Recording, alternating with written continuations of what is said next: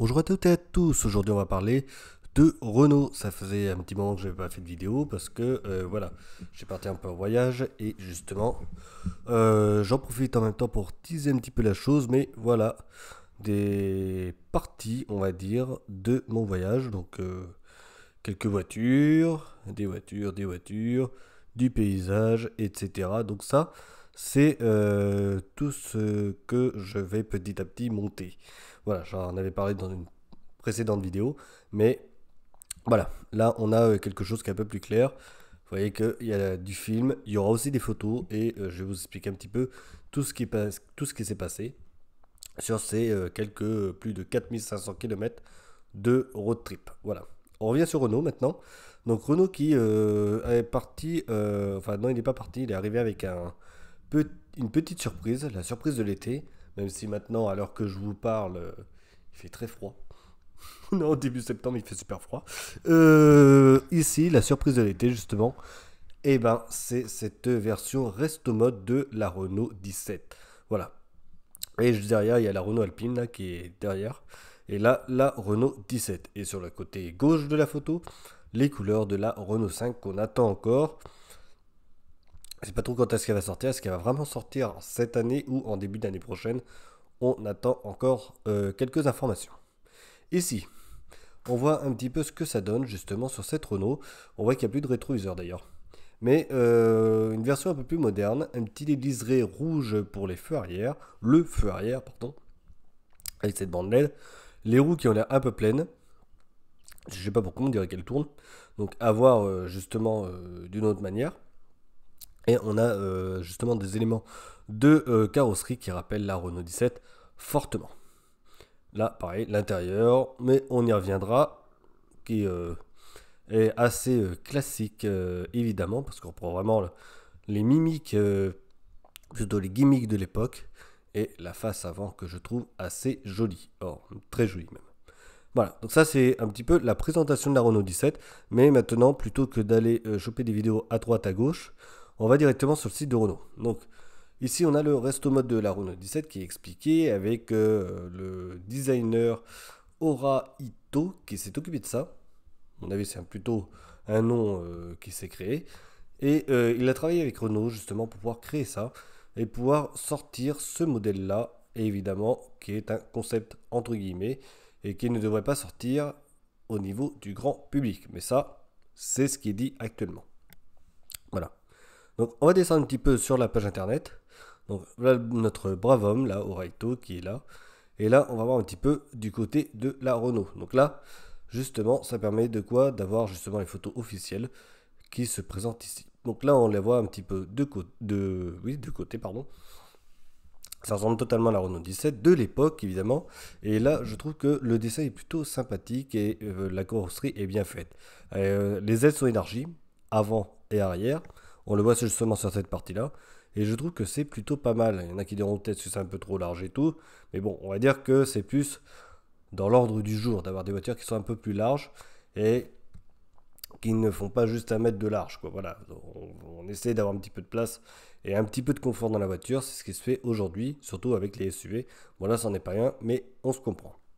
Là, on voit plus la face avant avec la partie à l'intérieur. Les trois, dans les quatre modules qui sont ici, qui servent d'instrumentation. Alors, numérique, voilà, c'est ce qui a été dit. Et ici, la face avant, que je trouve vraiment très très belle, surtout si on voit un petit peu sur le côté.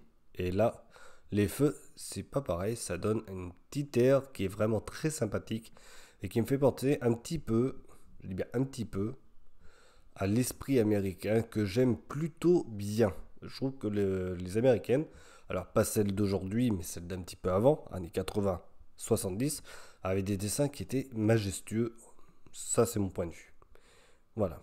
Donc là, ici, on voit justement cette partie-là qui reprend la décoration de l'époque sur le côté et qui était, il me semble, en style plastique ou un truc comme ça, mais noir. Le logo R17 qui est en relief un petit peu comme ce que se fait avec la Renault 5 à l'heure actuelle. Donc ça, voilà, on aime ou on n'aime pas. Moi, je trouve que c'est plutôt pas mal, c'est très intelligent. Et le bandeau LED qui se trouve ici, logo Renault à l'ancienne. Franchement, c'est vraiment très sympathique. Là, il parle d'aérodynamisme et tout. Ça, c'est vrai que c'est bien. On va parler un petit peu de l'intérieur, les sièges. Est-ce qu'il faut passer... Oula. Ah oui, c'est en train de charger. L'intérieur. Donc les sièges, tissu. Là, c'est pas mal aussi. Moi, j'aime bien. Bon, ça change un petit peu du cuir, tout ça. Puis du cuir au réel cuir. Il y en a qui seront pas... On va dire, il y en a qui seront contre, tout simplement parce que c'est le problème du cuir, des animaux et tout. Donc là, au moins, on n'est pas embêté avec ça. Et je trouve que c'est assez intelligent de rester sur du tissu. Ça rappelle un petit peu l'ancien temps. Ça fait un petit effet sympa, un petit effet rétro. Voilà, par contre, il faudra revoir un petit peu le grain parce que j'ai un petit doute là-dessus. Mais sinon, c'est sympa. Voilà. L'intérieur ici, on le voit, bon, je suis fan, mais pas du tout. Voilà. Ici, j'aurais plutôt mis carrément un vrai écran, très long, avec une casquette un petit peu à la Renault 21. Et ça aurait été pas mal, je pense, justement. Alors, la Renault 21 reprend un petit peu la casquette qu'il y avait sur la Renault 25 de l'époque, pas celle d'aujourd'hui, évidemment, et qui avait une casquette qui partait d'ici, longée comme ça, et repartait ici, et dessiner tout simplement le tableau de bord. Je pense que ça aurait été pas mal. Et il y en a un qui l'a très très bien fait. C'est Mercedes qui actuellement a réussi à mettre ses écrans sous une casquette en cuir. Et c'est plutôt pas mal. Ça cache un petit peu justement ces fameuses grosses tablettes que l'on a et qu'il y en a qui détestent justement. Et ça habille un peu mieux cet écran. Mais là, je sais pas, 3, 4 petits carrés comme ça. Alors, au moins c'est original, c'est super bien. Mais j'aurais préféré que ce soit plus en longueur et un peu plus pour intégrer cet écran-là en haut. J'ai du mal à voir un écran ici. J'imagine bien le GPS ici et vous regardez la route et comment vous faites pour regarder le GPS quoi. Voilà. Mais donc ici et là on aurait pu mettre l'autoradio avec un petit autoradio vintage et là ça l'aurait fait totalement. Voilà. Mais autrement, franchement, on est pas mal. Enfin, on est plutôt même très très bien de ce côté-là. Beau design, bel intérieur. Voilà, bon, les écrans, je vous ai dit ce que j'en pensais. Voilà, ou bien on aurait pu aussi mettre tout en aiguille en fait. Et bon, ça c'est un autre problème ça. Voilà, donc là on le voit plus clairement. Là, il voulait justement revisiter ce qui se passait à l'époque. Et ça, c'est vrai, c'est plutôt pas mal. C'est pour ça que j'aurais peut-être préféré finalement des aiguilles. Ou ce que j'ai dit, carrément tout en longueur. Mais au moins, c'est original et c'est bien essayé. Et apparemment, ça fonctionne. Voilà. Là, on voit un petit peu plus le tissu. Donc là, il parle des années 70. C'est totalement ça. C'est ce que je disais, les tissus un petit peu rétro qui se trouvent ici. Voilà. Renault 17. C'est remarqué sur le siège. Et ça, c'est plutôt bien. Voilà. Donc là, on a vu un petit peu les photos officielles. Donc la voiture, elle va être disponible au grand public au mondial de l'automobile de Paris. Le grand mondial, le mondial de l'auto. C'est en octobre. Alors j'ai pas les dates, mais c'est en octobre. Voilà. Mais sinon, cette voiture, je sais pas si vous en pensez. Alors juste, je vous ai pas dit, mais elle est électrique évidemment. Mais en même temps, tout est électrique. Maintenant, reste à savoir comment ils ont fait ça. Et dans leur idée, 270 chevaux, 400 km d'autonomie. On n'en sait rien sur la batterie. Voilà, donc ça reste à voir, mais je sais que Renault est en train d'attendre les batteries qui seraient plus françaises. Ça risque de retarder pour la sortie de la Renault 5. Donc ça, on va voir un petit peu, mais c'est en attente. Voilà.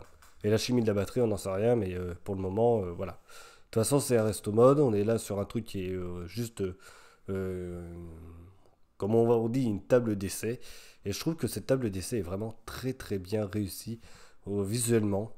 L'intérieur est beau. Les écrans, bon, je dis ce que j'en pensais, mais il y en a qui vont adorer, je pense, le fait que ce soit resté totalement authentique. Et ça, bravo justement au designer, parce que franchement, on est sur un truc qui est magnifique. Voilà, si je fais voir le film, est-ce que ça marche? Ah, c'est pas. Oui, bon, là, on va éviter de se faire striker, hein. Hop. Franchement, c'est vraiment super bien fait. Et bravo Renault, enfin, Renault, plutôt le designer, bravo d'avoir réussi à faire cette voiture rajeunie, remis un peu au goût du jour, un petit peu ce qui se fait avec la R5, la R4 et la Twingo qui va arriver en 2026. C'est plutôt bien pensé. Je pense que ça peut être une bonne idée finalement de faire quelque chose dans ce sens-là. Vous voyez là, la partie électrique, elle est là. Voilà, c'est ce que je vous disais. Maintenant, reste à voir. C'est vrai que Renault est en train de passer à l'électrique. Il faut que tout fonctionne vraiment très très bien et que ce soit assez intéressant pour que ça puisse vraiment être acheté. Voilà. La Megane E-Tech est très intéressante, mais elle est assez chère et elle n'est pas très très achetée à l'heure actuelle. Voilà, c'est un petit peu dommage. Mais Renault est en train d'avancer là-dessus et on verra ce que ça va donner. Voilà. Enfin, j'espère pour eux qu'ils vont vraiment réussir à faire quelque chose de bien en électrique pour les Français. C'est un petit peu notre seul espoir aujourd'hui. Voilà. Ok, on se retrouve après une prochaine vidéo. Moi, j'essaie ce week-end de monter ma petite histoire sur mon voyage qui s'est très bien déroulé sur 3 semaines. Mais là, actuellement, je suis en train de préparer pour la maison de retraite là où je travaille pour mes résidents. Voilà, donc les personnes, pour vendredi, je prépare ça pour eux. Mais c'est pas une vidéo YouTube, donc c'est complètement différent. Je vais leur passer des photos et expliquer de moi-même vive voix envers eux. Maintenant, ce qui va se passer de mon côté, c'est que est-ce que je vais avoir justement un bon son au niveau de mes vidéos? Est-ce qu'il va falloir que je fasse en voix off et que je garde une partie des images pour que justement le montage soit plutôt pas mal? Voilà, parce que j'ai un peu peur de ça, c'est que justement ma voix soit un petit peu euh, moins bonne de ce côté-là. Maintenant, ça reste à voir parce que voilà, vous voyez, là, je me suis pris directement avec le téléphone. C'est un iPhone, mais bon, hein, c'est qu'un iPhone, c'est qu'un téléphone. Donc, voilà, je vais voir justement juger le son si vraiment il est bon et s'il n'est pas très bon, je vais euh, améliorer ça pour que justement on puisse entendre correctement via le micro celui que j'ai en main actuellement. Voilà. Donc, on se retrouve pour une prochaine vidéo et en attendant, portez-vous bien. À bientôt. Et surtout, dites ce que vous en pensez de la Renault 17.